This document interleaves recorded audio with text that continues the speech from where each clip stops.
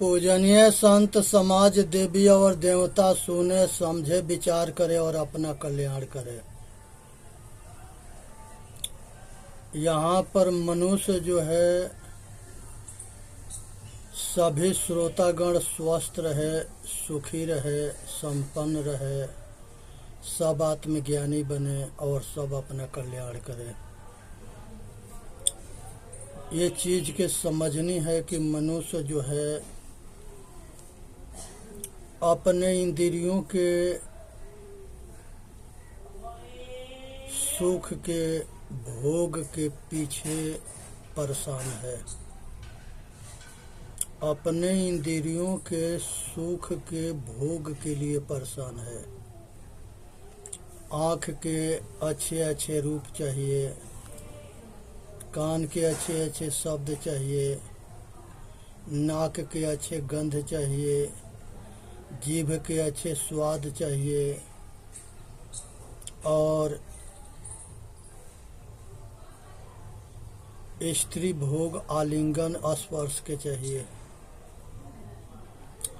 इसी में मनुष्य जो है बहुत दुखी है। इसी के पूर्ति करने के चक्कर में रात दिन दौड़ता है। आज जरूरत है कि अपने इंद्रियों के अपने बस में रखने के। जब हम बाहर मुखी होते हैं तब पंच विषय के विषय में संसार के भोग के रोग लगता है। आज जरूरत है इस भोग से बचने के। संसार के अंदर मनुष्य जो है बाहरमुखी होता है तो अपने आप से दूर होता है, जब अंतर्मुखी होता है तो अपने आप के नज़दीक होता है। जितने बाहरमुखी हम भोग के पीछे दौड़ेंगे उतने हम अपने आप से दूर होते जाएंगे। आज ज़रूरत है कि हम अपने घर वापसी करें। जो सुख राम भजन में सो सुख ना ही अमीरी में। जो ये चेतन आत्मा रमैया राम को जो आनंद में जो सुख है वो अमीरी में सुख ना है। इसलिए आज ज़रूरत है अपना कल्याण करने के। इसी में मानव जाति के सीत है। यहाँ पर सार शब्द जो है चेतन जीव जो है ये अपने स्वरूप में अपने स्वरूप के ज्ञान होना ये बहुत मुश्किल है। संसार में बहुत ऐसे विपक्षी गुरु हैं जो मनुष्य के इस ज्ञान से वंचित रखना चाहते हैं। इसलिए इस संसार के अंदर खानी जाल और बानी जाल ये दो है। खानी जाल के मतलब होता है कि मनुष्य संसार के जितने परिवार है ये सब खानी जाल है। पहले माता से मोह होता है, लगता है कि बिना माता के हम जी ना सके। जब शादी होता है तब पत्नी से प्यार होता है, लगता है कि पत्नी के बिना जी ना सके।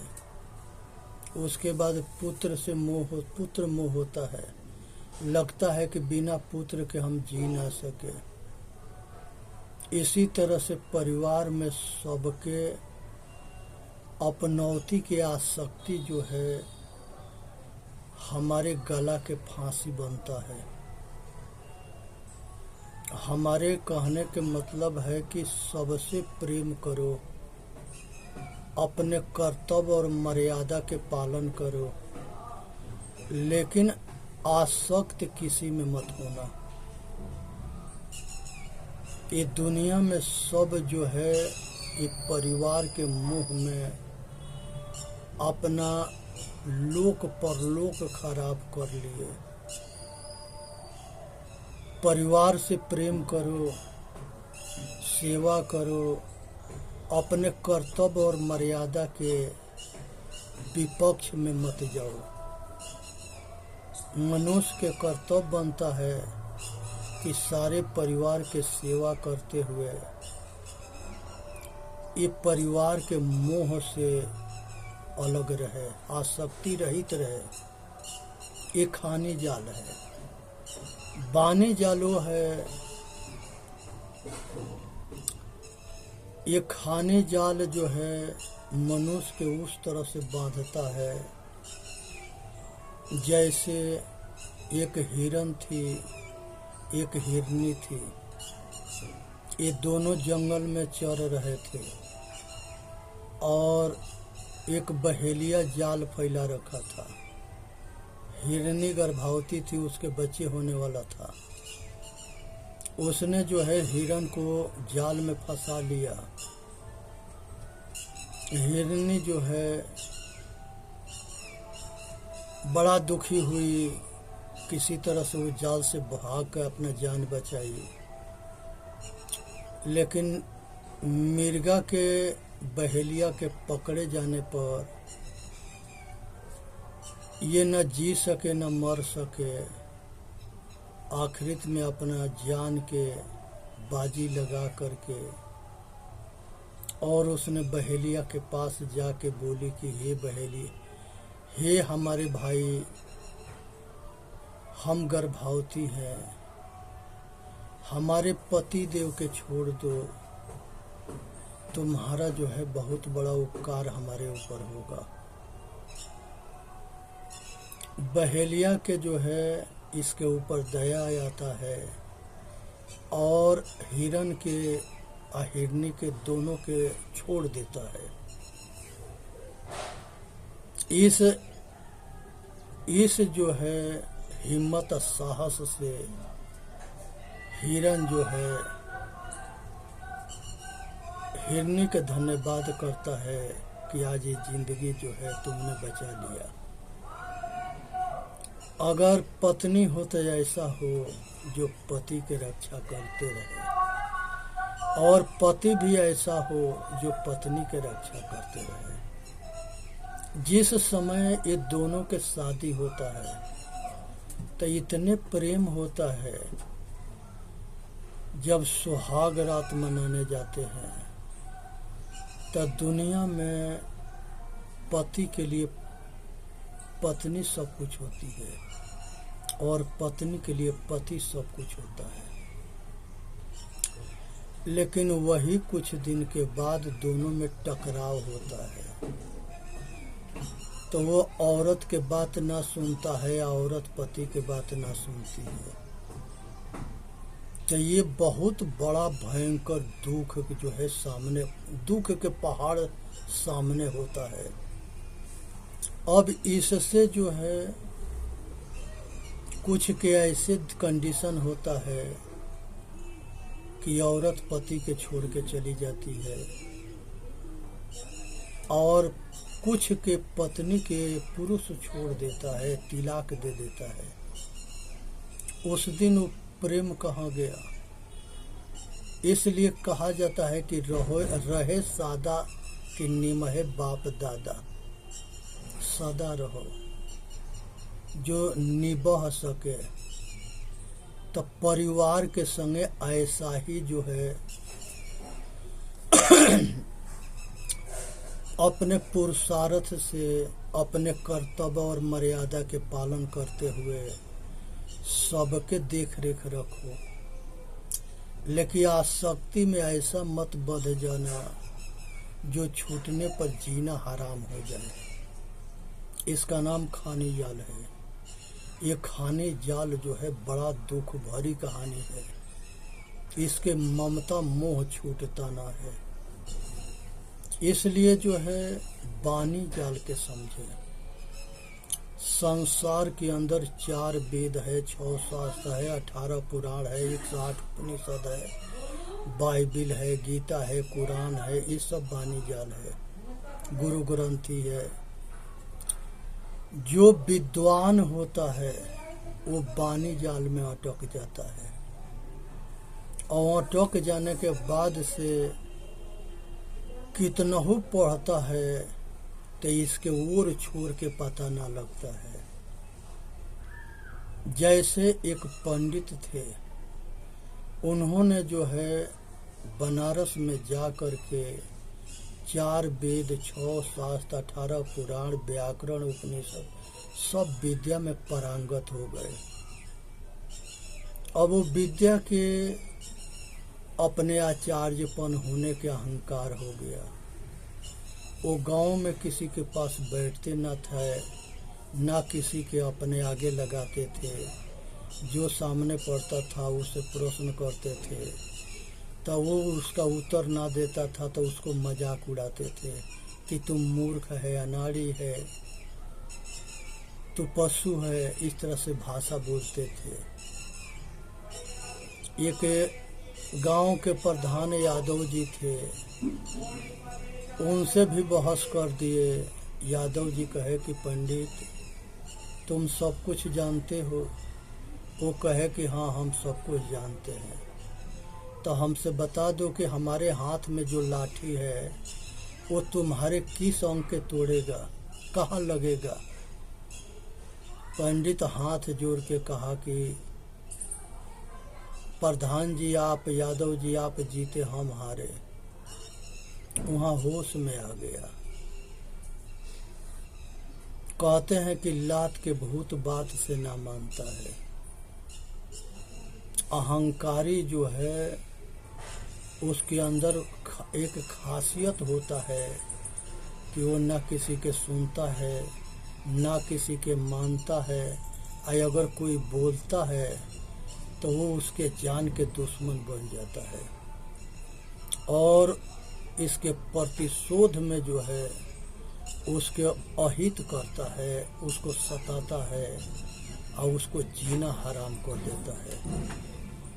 इसलिए आज जरूरत है कि ये सब से ऊपर उठे और अपना कल्याण करे। अब वो पंडित जी अपना घरे आए। घर आने के बाद से उन्होंने जो है अपने पत्नी के पास बातचीत कर रहे थे, तब पत्नी पूछी कि पंडित जी आप सब कुछ जानते हो। कहे कि हाँ, हम सब कुछ जानते हैं। तब पत्नी ने पूछा कि पाप के बाप कौन है। अब वो पंडित जी जो है अपना 4 वेद, 6 शास्त्र, 18 पुराण, एक गाड़ी जो है किताब था, सब उलाटना पलटना शुरू किए। कहीं न मिला कि पाप के बाप कौन है। अपने पत्नी से कहे कि हम फिर बनारस कल पढ़ने जाएंगे, अभी हमारी पढ़ाई पूरी ना हुआ है, तुम्हारे प्रश्न के हम उत्तर नहीं दे रहे हैं। उन्होंने बनारस गए तो वहाँ पर बनारस में, काशी में, मड़ुआडीह में बेसिया पाड़ा भी है और वहाँ सभी के आश्रम भी है। उसी बाजार में अभी घूम रहे थे, तब तक एक बेसिया मिली जो कुछ परिचित भी थी। उसने पंडित जी से मजाक करी कि पंडित जी आप तो बड़ा परेशान दिखाई दे रहे हो। पंडित जी हकीकत बता दिए कि हाँ, हम परेशान हैं। उसने पूछी कि परेशानी के कारण हम जान सकते हैं। पंडित जी कहे कि हाँ, आपसे हम बता देंगे। कहे कि क्या परेशानी के कारण है। कहे कि हमारी पत्नी पूछी है कि पाप के बाप कौन है। पंडित जी से उसने बेस्या कहे कि इतना तो हम ही आपके बता देंगे। पंडित जी के साथे लेकर के अपने घर चली गई। उसके बाद से पंडित जी, शाम के टाइम था, पंडित जी के 500 रुपया दी। कहे कि पंडित जी नाश्ता पानी कर लो। लेकिन 500 रुपया पाए तो कहे कि कौन देख रहा है, अपना नाश्ता पानी कर लिए। पंडित जी के 1000 रुपया दी। कहे कि पंडित जी भोजन कर लो। पंडित जी कहे कि कौन देखता है, भोजन कर लिए। कहे कि पंडित जी आज यहीं विश्राम करो, दोनों यहीं सोएंगे। उसके बाद से सब कपड़ा उतार दे, पंडित जी के पास सो गई। पंडित जी से कहे कि पंडित जी हमारे शरीर के थोड़ा मालिश कर दो। 1500 रुपया 2000 रुपया दी। पंडित जी जो है पैसा पाते गए और उसके मनो मुताबिक काम करते गए। अब वो मालिश करते करते अपना होश हवास खो दिए और डुबकी लगा लिए। उसके बाद से सवेरे पंडित जी नहा धोआ करके टीका फंदा चोटी जनेऊ पूरा जो है अपना पंडित बन करके अब बेस्या के पास आए। कहे कि बेस्या अब हमके बताओ कि पाप के बाप कौन है।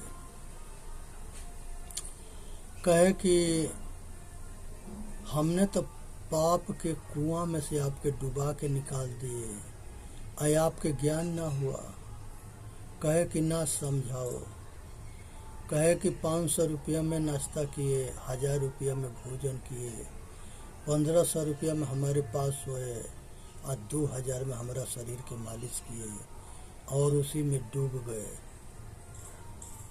यही पाप के बाप जो है काम क्रोध और लोभ है। पंडित जी के समझ में बात आ गया। पंडित जी घर आए, ये अपने पत्नी के सब कुछ कहानी सुना दिए। पत्नी जो है पंडित अपने बाप महतारी से बता दिया, महतारी से बताई, महतारी पंडित के बताया। और वो इस्लामी जो है बेस्या थी। अब उसके ये पंडित समाज जो है अपने जाति से निकाल दिया। यही पंडित जो है जाके वो बेस्या से शादी करते हैं और इस्लाम धर्म के अपना लेते हैं। और हिंदुस्तान के जितने ग्रंथ थे उसमें ठोक करके मिलावटबाजी कर दिए। कहें कि विद्वान थे ही। इसके जो है जिम्मेवार कौन है? ये पंडित समाज है। ये हमेशा जो है सबको छांटने में लगा है। छोटा है, लुगाई है। जो आदमी मुसलमान के घर के पानी पी लेता था उसको मुसलमान बनने पर मजबूर कर देते थे। ये सब जो मुसलमान के 4 बच्चे खेल रहे थे और चारों जो है मुसलमान के हाथ के पानी पी लिए। उस सबके बच्चों के प्यास लगा था, वो आ रहा था बोतल में, उसके पास पानी था, सबको पिला दिया। फिर उसमें जो है एक पंडित भी था, उसने कहा कि हाँ हम लोग तो मुसलमान के हाथ के पानी पी लिए, हम सब मुसलमान हो गए। एक जाठनी थी, एक पंडिताइन थी, एक सेठ जी थे। सबके जो है बच्चे जाके अपने अपने घर पर बताए। कहे कि तुम लोग तो जो है धर्म के नाश कर दिया। उसके बाद सब मिलके पंडित जी के लगे गए। कहे कि जो है ये सब मुसलमान हो गए, इसके कोई उपाय न है।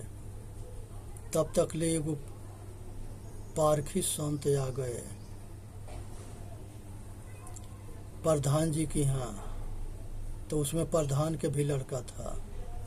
प्रधान जी बताए कि ऐसे ऐसी बात है। वो चारों लड़कों के बुलाए और दबा के पानी पीने के कहे और कह दिए कि ये मुल्ला के पानी जाके बाहर निकाल दो। सब जाके पेशाब कर दिए, सब मुल्ला के पानी निकल गया। कहा कि तुम सब हिंदू हो गए। तो ये पानी पीने से, खाना खाने से, उसके घर जाने आने से बहुत तरह के जो है भरम ये दुनिया में फैला है। सब यही जो है बंटवारा के बाप हैं। चाहे देश बटा, समाज बटा, मजहब बटा, ये दुनिया में ये चाहते रहे कि ये समाज मूर्ख रहे जिसमें कि हमारा धंधा चलता रहे। ये अपने मतलब स्वार्थ के लिए दुनिया को बर्बाद कर दिए। महर्षि दयानंद सरस्वती काशी में पंडितन के ललकारते रहे कि कहीं वेद में मूर्ति पूजा ना है, कहीं उपनिषद में मूर्ति पूजा ना है, कहीं दर्शन 6 दर्शन में कहीं मूर्ति पूजा ना है। तुम सभी वेद शास्त्र उपनिषद से सिद्ध कर दो कि मूर्ति के पूजा के बिना कोनो काम रुकता है। वो सब पंडित कहे कि पंडित महर्षि, हम लोग अभी तकले जो है 23 भगवान बना रखे हैं, आप ही के जैसे वो सब हम लोग पर प्रहार किए हमारे धंधा पर, तो उसको भगवान बना करके और उसके मुंह में जाबी लगा दिए। यही कारण है कि बुद्ध धर्म, महावीर धर्म, सब धर्म बाहर फैला, लेकिन हिंदुस्तान में वो रोशनी ना किया और न फैला, न यहाँ के लोग के ज्ञानी होने दिया। ये हम ही लोग करते आए हैं। आज जरूरत है कि इस अंधापन के टोपी उतार करके जातिवाद, मजहबवाद नीच ऊंच के दीवार के गिरा देनी है, पाखंड के दीवार के गिरा देनी है। इसी में मानव जाति के हित है। सुनना है, समझना है, विचार करना है, अपना कल्याण करना है। चेतन जीव दुख मुक्त चैनल पर आ करके अपना कल्याण करे, वीडियो के लाइक करे, वीडियो के सब्सक्राइब करे और अपना कल्याण करे। और सभी भाई जो है, सब एक आदमी के काम ना है, सब मिल करके इस समाज के हम सेवा करेंगे। ज्योति से ज्योति जलाते चले, अब प्रेम के गंगा बहाते चले। भैया, सूरज जब उदय होता है तो अंधकार के समाप्त कर देता है, लेकिन जब ज्ञान उदय होता है तो ये अंधकार के अंत कर देता है, अज्ञानता के नाश कर देता है और मनुष्य विवेकी बन करके अपना कल्याण करने में सक्षम होता है और वो अपना कल्याण कर लेता है। इसलिए बोलिए सतगुरुदेव की जय। साहेब बंद